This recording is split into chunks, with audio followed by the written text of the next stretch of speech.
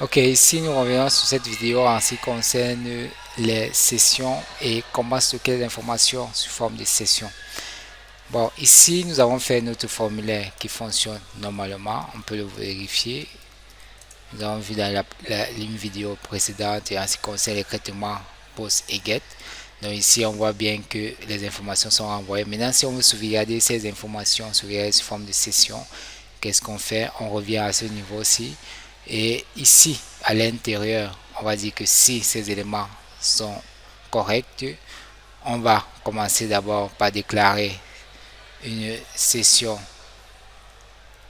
start pour dire qu'on commence maintenant proprement dit notre session.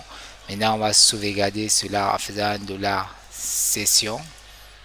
Et ici, on va mettre nom de quoi? Nom de dollar post de nom. Et ici, dollar de âge. Même chose pour ici, pour âge. Ok. Et maintenant, on peut décider de remplacer ces éléments juste à ce niveau-ci. Et qu'est-ce qu'on fait?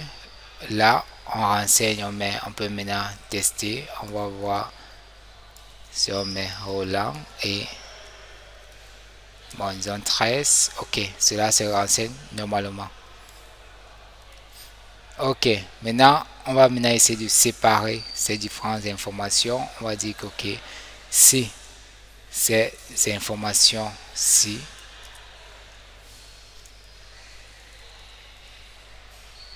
on va prendre les deux informations-ci. Au lieu de la poste, ce serait de la session. Et ici à l'intérieur, qu'est-ce qu'on fait? On va copier cela, mettre à ce niveau-ci. Ok.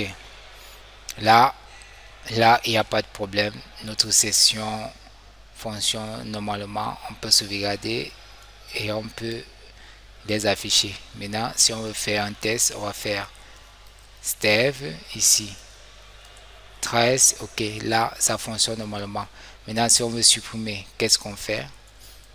On utilise la fonction onset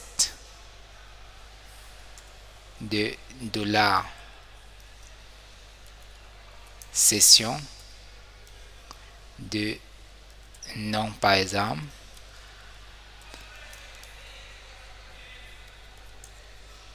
Et par conséquent,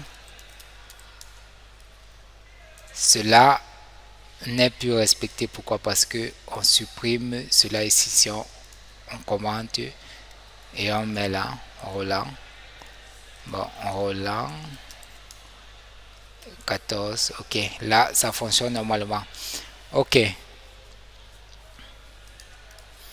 Bon, ici on a mis que la couleur c'est noir. On peut décider de dire ok, on va changer ici. On peut mettre une couleur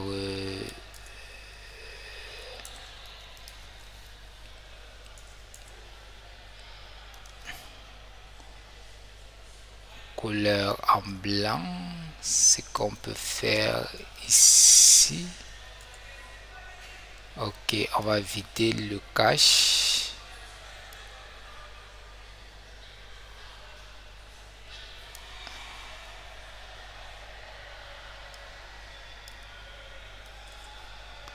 Ok. Bon, on va revenir sur du blanc.